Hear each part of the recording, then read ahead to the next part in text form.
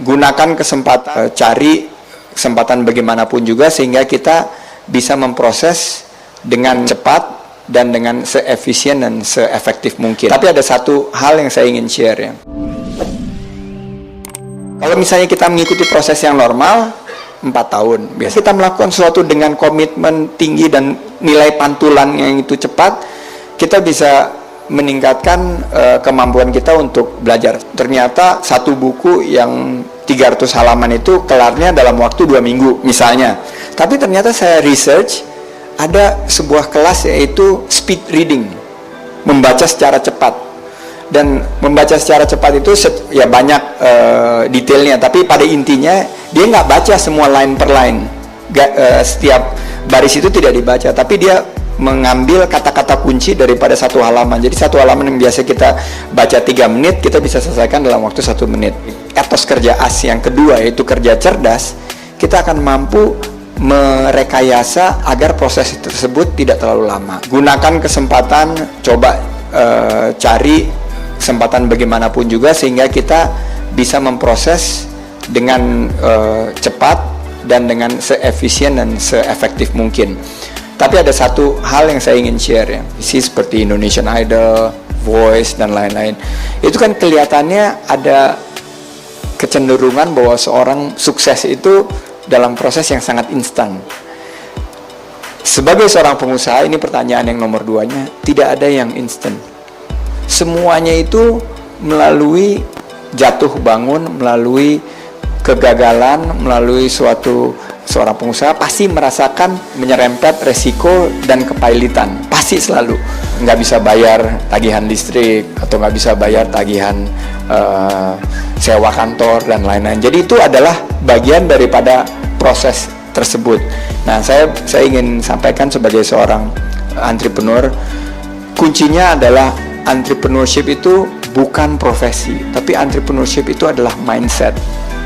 Kita harus memiliki mindset seorang entrepreneur. Apa mindset seorang entrepreneur? Tahan banting, tidak pernah puas, jujur, ulet, amanah, tidak pernah give up, tidak pernah menyerah, dan selalu berpikiran positif, optimis, konstruktif.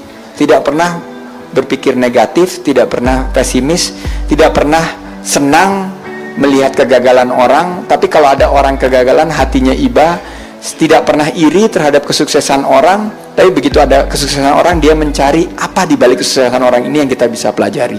Nah, dengan etos kerja dan mindset entrepreneurship yang tadi saya sudah share, kita akan mampu mensiasati beberapa cobaan yang kita hadapi di dunia ini. Percaya bahwa doa ibu itu adalah betul-betul jalan menuju kesuksesan.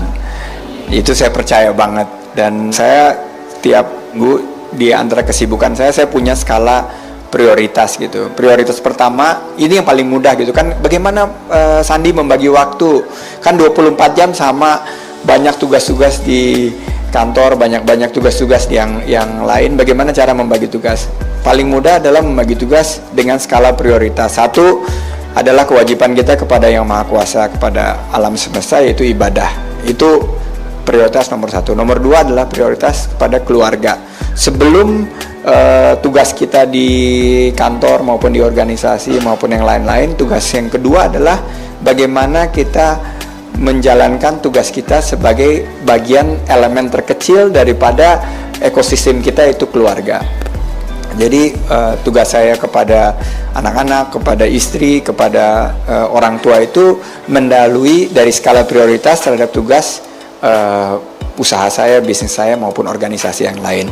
Itu kalau kita memiliki skala prioritas tersebut, insya Allah kita memiliki yang saya sebutkan adalah hubungan yang secara kualitas, walaupun dilihat daripada menit atau detik dari hubungan interaksi saya dengan ibu saya, dengan istri dan anak-anak maupun saudara-saudara saya itu nggak sebanyak dengan kawan-kawan yang lain, tapi intensitas dan kualitas daripada interaksi saya sama keluarga itu saya jaga betul gitu. Bahwa kalau kita misalnya bertemu sama orang tua itu komunikasi dua arah itu harus jalan. Menurut saya kunci kesuksesan seorang pengusaha itu adalah bagaimana dia mengelola keluarganya. Kalau dia keluarganya aja dia nggak bisa kelola, bagaimana dia mengelola usahanya gitu. Jadi saya selalu kalau meneliti calon mitra saya, kalau kita berinvestasi dan lain-lain, selalu poin pertama yang saya gunakan sebagai parameter atau reference adalah bagaimana hubungan dia dengan keluarganya. Jadi keharmonisan tersebut yang menurut saya adalah tanpa kompromi, karena at the end of the day, di ujung-ujungnya yang paling matter, saya pernah bangkrut, yang membantu saya itu nggak ada teman-teman, yang bantu itu keluarga gitu. Saya ingat banget waktu saya di PHK bangkrut dari Singapura, itu saya dianggap seperti orang yang memiliki penyakit kusta gitu. Teman-teman nggak ada yang mau deket sama saya. Saya balik tinggal di rumah orang tua saya, ibu saya masukin amplop tiap hari kalau saya lagi berusaha cari klien dan lain-lain, karena dia tahu bahwa saya nggak punya uang gitu.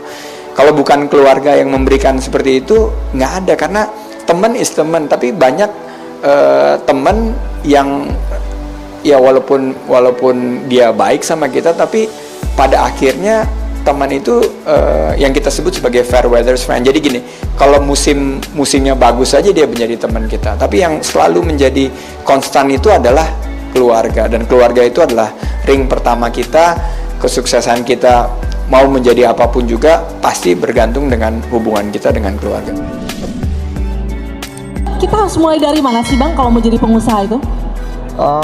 Seorang pengusaha itu punya 3 karakteristik.